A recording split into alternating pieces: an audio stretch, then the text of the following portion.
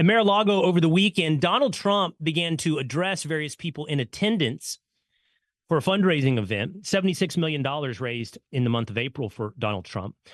And in a way, started to address them as candidates for vice president. I want to show you sort of what he had to say about many of these candidates.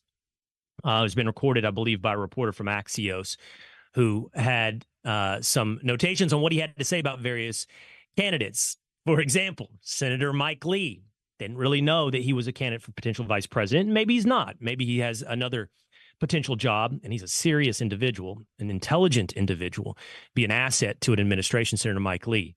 I love your haircut, and he's a good man, too. Donald Trump is the best play-by-play analyst in politics. Senator J.D. Vance, he wasn't a supporter of mine at the very beginning. Anyway, I got to know him a little bit as a non-politician. He's become one of the great senators. Senator Marsha Blackburn of Tennessee, she was like the Energizer Bunny. She would go from stop to stop to stop. I want to talk about some of the candidates that are more in the news today, and there are two individuals that he had something to say about on this set of vice presidential candidates. Let's focus in first on Governor Kristi Noem of South Dakota. He said this about Governor Kristi Noem. He said, somebody that I love, she's been with me, a supporter of mine, and I've been a supporter of hers for a long time. Well, Governor Kristi Noem is in the news. It's because she wrote a new book, sort of autobiography. And in that book, there's been many instances that have driven the news cycle. But the one that I want to start with is a moment that she had on the ABC Sunday morning show where she was cross-examined about what took place in her book. She had a passage in her book where she says she met Kim Jong-un and that she had been to North Korea. She seemingly understands that this was not true. At some point in the publishing process, Noem, whether it's after it's noticed or called out, or on her own acknowledgement, sought to have this passage removed. But the weird thing about giving her credit for the fact that this somehow escaped her attention and needed a correction is, it's after the book is written, presumably she took at least some part in writing the book. There's such thing as co-writers. There's even such thing as ghostwriters. But even with a ghostwriter, you would think you would read the book about your life and have the ability before it hits publication to say, whoa, I never met Kim Jong-un. What more, Kristi Noem had already recorded, the reports are, the audio version of this book. So she read it out loud for publication, that she had been to North Korea and met Kim Jong-un. She had details. She said, I'm sure he underestimated me, but I'm used to dealing with little tyrants. I was once around school children. She was heavily cross-examined on ABC, and she didn't have much to offer about this. She said it was a mistake. It was corrected. She was asked, well, who are you confusing Kim Jong-un with? Like, why did you write that in? How was the mistake made? Also, how did you think you were ever in North Korea? She said, I was in North Korea. She didn't even backtrack on that. She said, I went to the DMZ, which I don't know. Does that qualify as going to North Korea, the demilitarized zone between South Korea and North Korea? She was asked, like, who did you confuse with Kim Jong-un? Like, South Korea is an ally. North Korea is a nuclear adversary. And she just doesn't have any answers for it. None that are satisfactory. She tries some techniques like, well, you would never push back on Joe Biden like this. And here's the thing. I think Joe Biden should be raked over the coals. We've done episode after episode here. I've gone off the wall with Pete Hegseth on Fox and Friends Weekend. I've spent monologues cataloging the Forrest Gump style lies of Joe Biden, the most interesting man in the world, according to his own telling, in politics. And if he went on ABC or any place with even the slightest bit of not legitimacy, but integrity, he should be raked over the coals. Instead, he chose to go on like podcasts like Smartless or with Howard Stern, where he's going to face no questions about his fictional biography.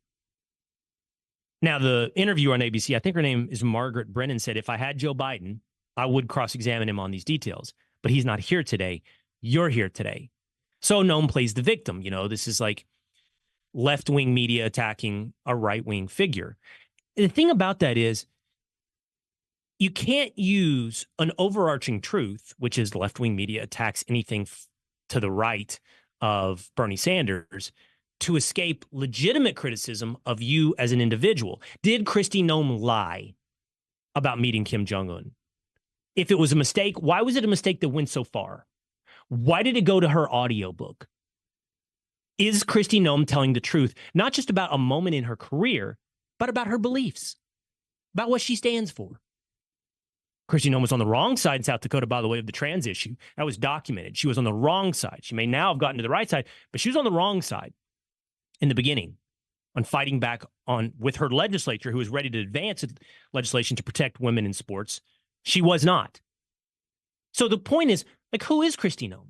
How are we supposed to trust?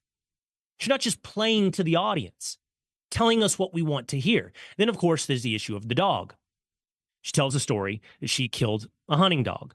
She says, and the story has evolved over time, and the dog is getting more vicious as the story goes along.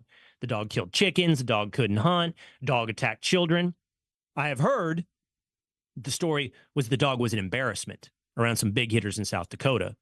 And the odd thing would be like, why would you brag about this? I'm not as outraged by this story. I don't think it's right to kill a 14-month-old dog that can't hunt. I think you can give it away.